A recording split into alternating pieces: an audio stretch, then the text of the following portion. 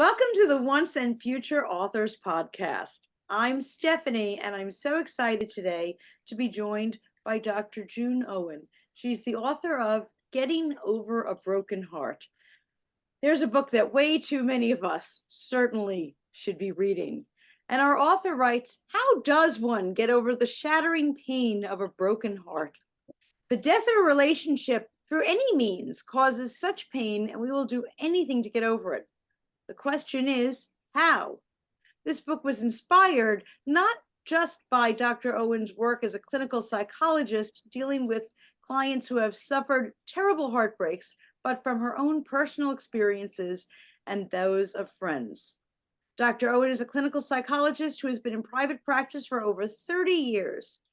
Dr. Owen is also blind, having lost her sight slowly through the years, and she has worked extensively with clients who are disabled, chronically or terminally ill, as well as persons who have suffered trauma, loss, and profound heartbreak. I'm so excited to introduce to you Dr. June Laurel Owen. Thanks so much for joining me. Well, thank you for having me. Oh, absolutely. And I'm delighted that you're sharing expertise on such an interesting variety of experiences in getting over a broken heart. But tell me first about you and writing. Obviously, you were in school a long time, so with all of that. But what led you to want to write? Yeah, that's a good question. I don't know. That was something that I've always wanted to write. It was always somewhere in my head, and I'm trying to remember back, but um, I'd say throughout the years, like many years ago, I just would take occasional courses in creative writing, and I'd jot something down or something would hit me, and then after I finished my doctorate in clinical psychology, I took 5 years of creative writing. Wow, that's fantastic. A great inspiration. Yeah, Oh, and that's fantastic. and then yeah. Wait, when you work with clients, because I know there are lots of examples in your uh, book, do you take notes or they're just unforgettable? they're pretty unforgettable, actually. I do. And I have pretty good memory, and that's in that sense. But I do take notes, but not at the time. And it's usually later, and certain things just really, like, there are some quotes in there from the book that really stuck in my head. I'll bet. And I had one lovely client who was at the end, who basically handed me her manuscript, and that's said, "Here's your book." That's Share it wild. with people. What? Mhm. That's wild. That's just I know, it's crazy. good. It's something else, yeah. And Yeah. it's edited, but it's there. It's her quotes. It's her story, and that's at the end. Where I, present case history, two great case histories. I love that you mentioned that, we all think, if I were just looking blanketly, that a broken heart has to do with, a relationship breaking up.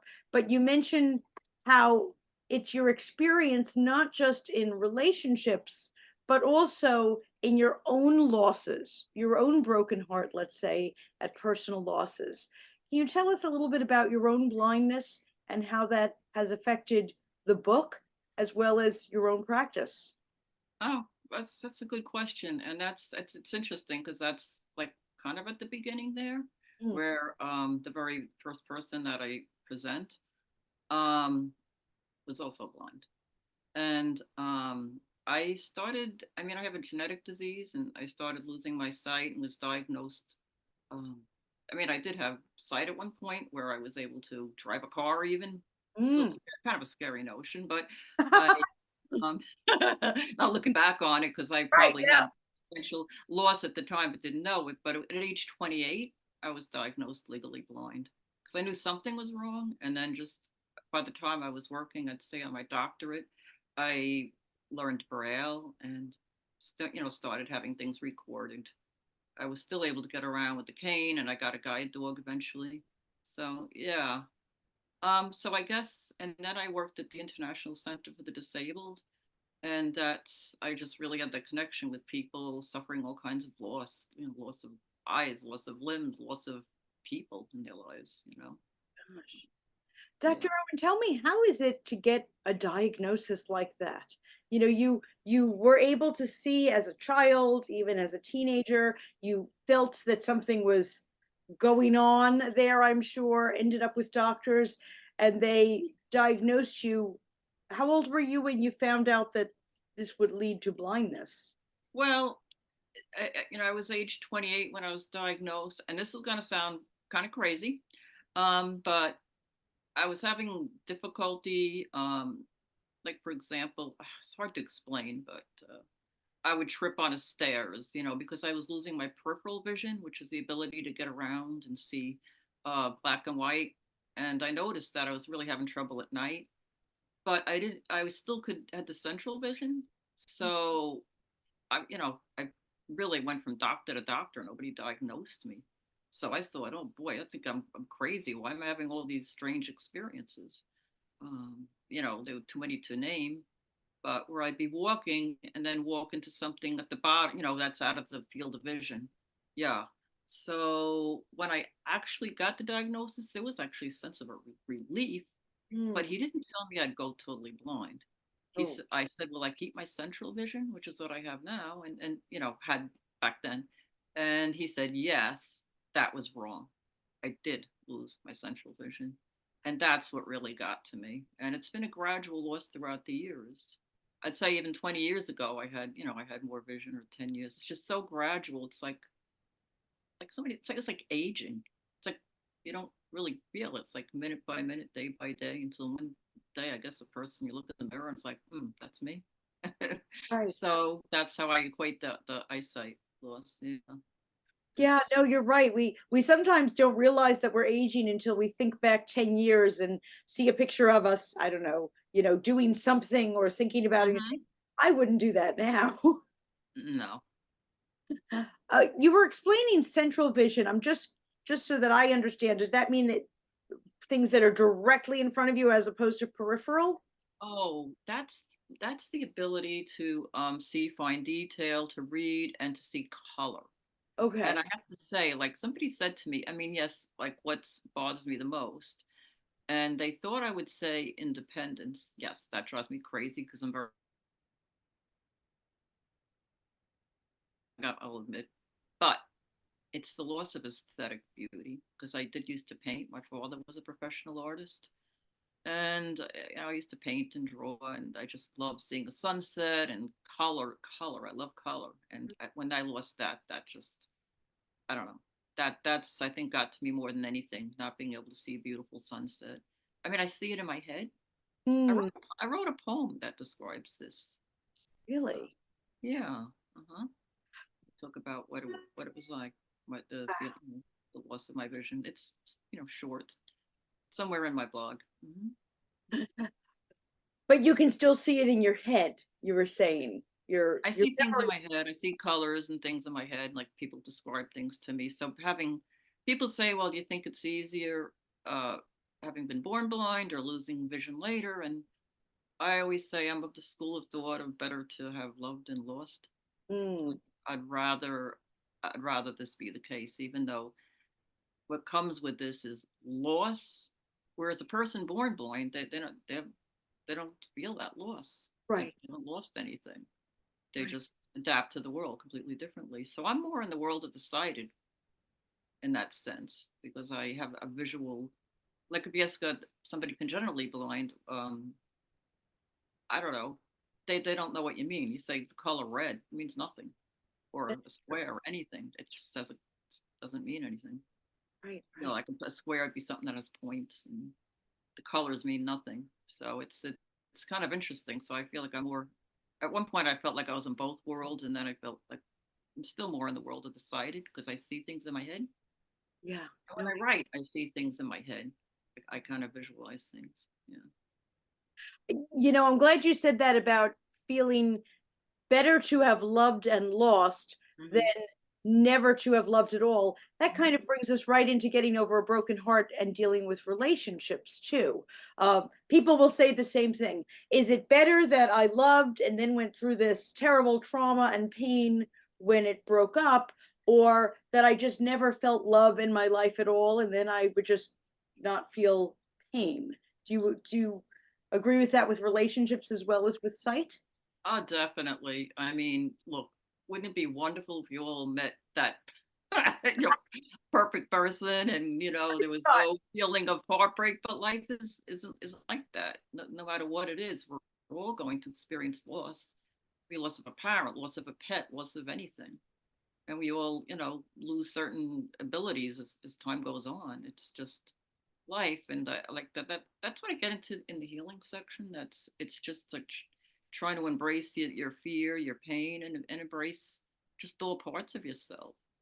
um we're basic emotions, and joy, anger, sorrow, it's all there, and it's all part of the richness of life. Right, right. we're I'm not so just glad you not said meant to we're yeah, not meant about to be embracing. happy all the time. Yeah, I'm glad you said that about embracing as opposed to people who try to run away from their feelings or shut down certain feelings. Your attitude is Mhm. very different than that. Yeah, and I like at one point in the book, I guess towards the end, where I talk about what helped me was, yes, you kind of want to get away from that pain. It was the book was inspired by a breakup that really, I don't know, for some reason it just derailed me. And I know why. It took a long time. I sat with myself, but at first I was just picking up the phone, talking to friends, probably drove everybody crazy. But I and as you're talking about it, you feel that relief. But as soon as, like I say, you hang up the phone, there it comes back, all those feelings. And one day I was about to reach for the phone, and I said, mm-mm, I'm going to just sit with myself. And then when I sat with myself and just let myself feel whatever I, need to feel, what I felt was this incredible compassion for my own self and a love for my own self. Then I felt better. That put me on that road to healing from that relationship. So that's, yeah. Wow, such sage advice right there. Mm. You know, Thank you. not turning away from it, Uh-huh. but sitting in it and feeling Yes. it and and validating yourself to the right to have those feelings as well. And as I say, like just being gentle with their own self. It's like I say, one of the things I think that when I analyzed what causes, like the first part where I talk about the pain, what causes such pain, there are many things. Of course, there's loss, but there's also the blow to yourself. And the other thing I call is the death of hope. That's what derailed me in my relationship, that breakup that inspired the book. Right, Because right. this person represented a hope, I'm so glad you mentioned that because have a often with family and breakup, keep. death of hope. Yeah, death of hope. Yeah. Why And did that particular relationship say have a death of hope when other breakups were just about the person? I think the death of hope was that it was late in life. It was like in my early 50s, and I'd met this fellow, and I had been attempting to, well, have a family on my own, since I hadn't, Right. wasn't in a relationship at that point. And I was, truthfully, I was, trying to have a baby on my own, and so I could have my family.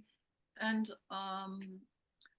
I then switched to trying to adopt a child, and then I met this guy, and he's about my age, he's same age, and I told him, and he was all excited. I thought, oh my god, at this late stage in life, I didn't think I'd ever meet somebody that would, um, want to do that, let alone get really excited at the thought. So we were kind of in that dreamland of that fantasy of just, getting being together and forming a family together. And when it fell apart, it wasn't just losing him; it was that dream Mm, that yeah fell apart. And later on, I did adopt a child on my own. good for you. Good for you. And I love that that almost answers my next question was how do you deal with the death of hope? You know, the death of a relationship is one thing, but hope in the future is such a blow. That's true. Yeah.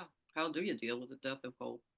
Yeah. Well, um, that's a good I'm question. hearing from you that your hope and certainly I'm no What?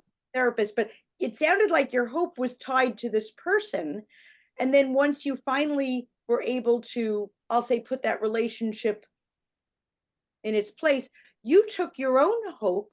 You said you went out and you adopted a child. So, Yes, from birth. It was like it's not just it's a death of a dream. Like you have that dream, your whole life, maybe a little girl, you want to think, oh, I'm gonna get married, I'm gonna have a family, and right, you right. know, um at whatever. And so I think what happened is I just didn't let go of the dream for myself. If I couldn't have it with him, I could still have this on my own. With if not with someone else, I could have it myself. Yeah, no, that's so empowering. It's as if I were dating an airline pilot and Uh-huh. I wanted to go to Paris and we Uh-huh. broke up, and I think I'm not losing just him as a person, but I'm losing Paris. But then if I say, Mm, you know what, I could take myself to Paris. That's kind right. of, in a nutshell, what you're saying, and that's a great way of channeling that if Yeah. the hope is not tied to another person, you're And I empowered. guess I'm sorry. I guess that's like a lot of the premise of my book. Like a lot of this, it comes from inside of us, that strength. Mm. And which part of strength people think, oh, I got to be like stoic. To me, strength is that you embrace your fragility. I'm vulnerable. I'm sad. I'm sorrowful. I'm angry. I'm whatever you need to be. Just that's okay. Just let Oh, yourself I feel want that whatever. on a poster. Strength is embracing your fragility. Oh my gosh. Oh, that's a great one. That should be a t-shirt. I never thought about that. Yeah. But Mm. you're right. Too many people think that being strong means putting on armor and deflecting all of those feelings. And you're saying actually the opposite leads to healing. Strength is fragility. Yeah.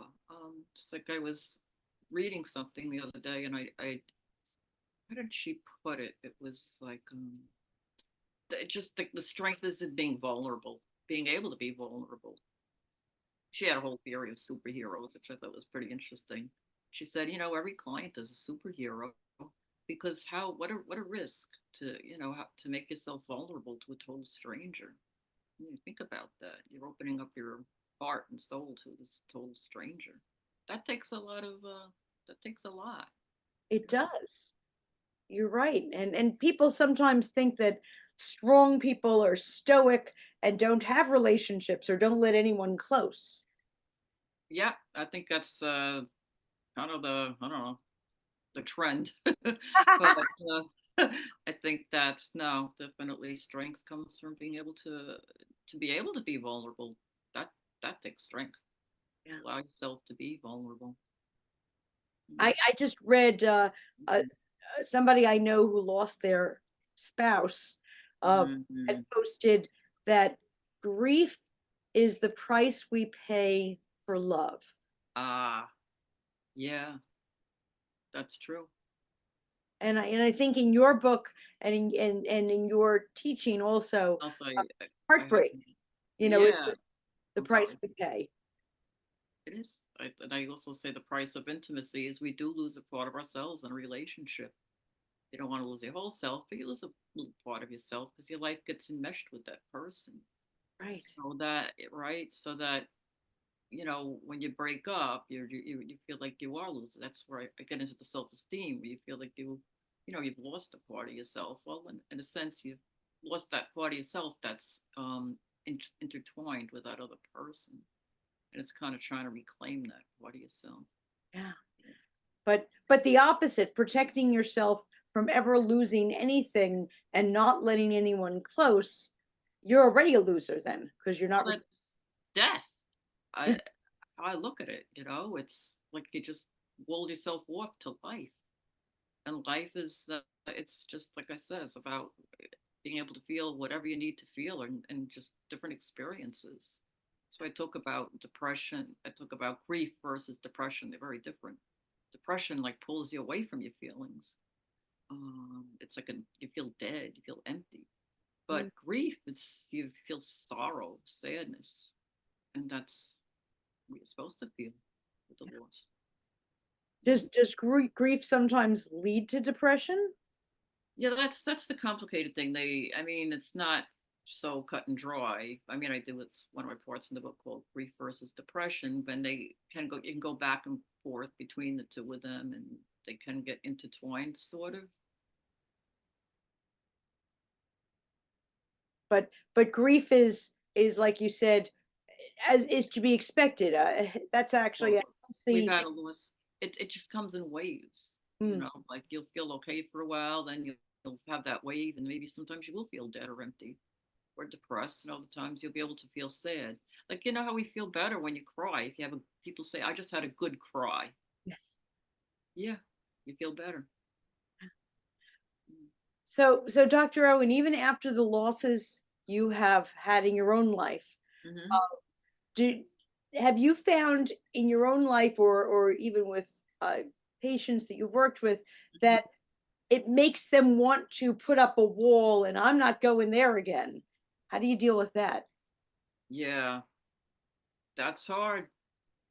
I know. It's unless there's a way to get through that wall. Sometimes I'm like a really interactive kind of a therapist, so I will relay some of my own experiences. Mhm. So it's like almost giving permission. It's like it's okay, you know, to feel sad. It's okay to feel these different things. It's hard to explain the process of that sort of thing, but sometimes I'll just might relay something. Right. So that, wait a minute, you don't have to have that wall, but you're right now you need that wall, and maybe they do for a bit, but not for your life, because it's like walling yourself off to just to life. So I see it. Do you ever notice somebody, whether it's a patient or even a friend, having that wall for too long? Yeah, that's known as massive depression and being just like a deadening of yourself. Yeah, that's like very sad. It is. Like nothing, it actually can make me feel a little depressed, because like if you see that something is feels so impenetrable, Mm. and I'm not someone that gives up easily, so. I could see that for sure. But I hate to think that somebody would just put that wall up, and I have known people like that, not necessarily even a patient. It could be anybody, Right, right. put that wall up. And they put that wall up, and you might have words of wisdom for them, or sometimes I'm guessing they even have words of wisdom for themselves. But Probably. And I was just thinking, because I had somebody that knew a long time ago that she said her heart was broken. This is not a patient, um, in her 20s, and she never wanted to go through that pain again. So that was it. She swore off relationships, but it seemed to me, like, give her credit for this. She seemed to find like a lot of reward and do other things, you know. hmm, She was actually a nanny here for a bit, and she seemed to enjoy life, other aspects of life, culture, music, nature. So seemed to fill herself up with other things. Um, so I wouldn't say that she was walled off from life. When I think about it, it's funny. Didn't think I'd be talking about her, but that entered my mind. Yeah, yeah, I would not have called this woman depressed. okay. And Yeah. just because she chose a different path in her life, and decided to find fulfillment in other areas, culture, uh, nature, etc., Hmm. doesn't necessarily mean she has a wall. She just might have written off, you know what, I'm not going to pursue Right. relationships, I'm going to pursue this instead.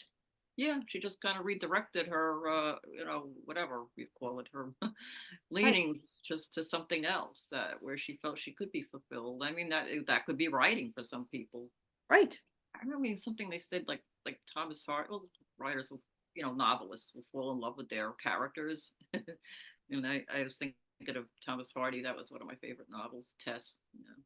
You could see he was in love Yes, with her. Tess. absolutely. So redirecting, even in your own case, you'd mentioned adopting a child. Uh-huh. That was a redirection, shall we say, that rather than go in this path, you said, nope, I'm gonna be empowered and do what Yeah. what I It's want. true. It's like I not gonna have the whole package, but maybe I don't have to, and I don't know, things don't have to be in this perfect linear fashion either, you know, Exactly.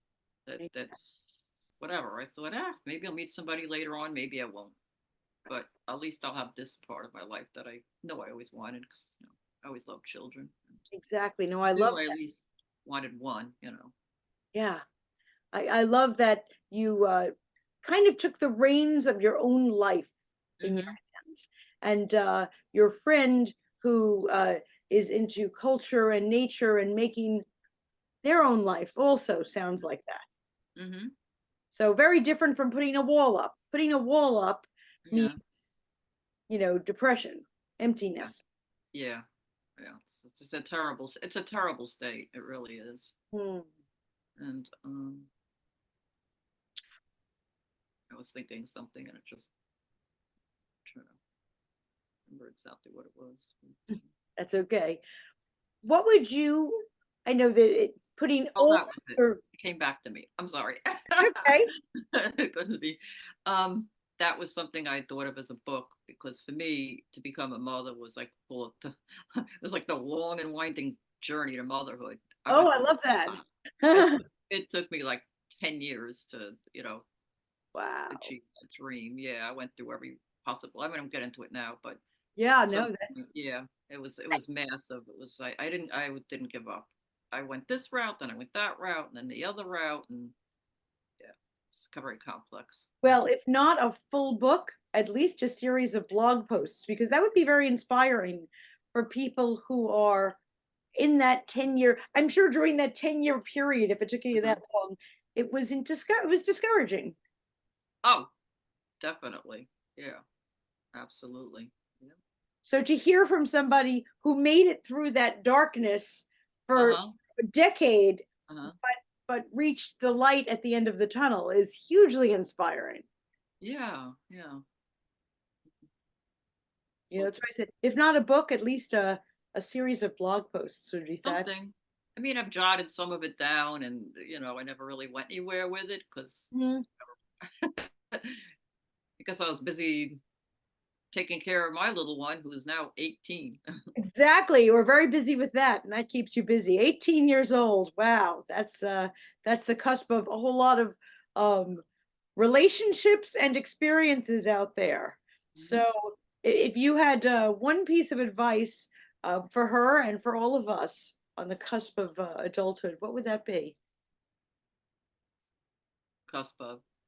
I said adulthood, right? 18. Oh wow. You know,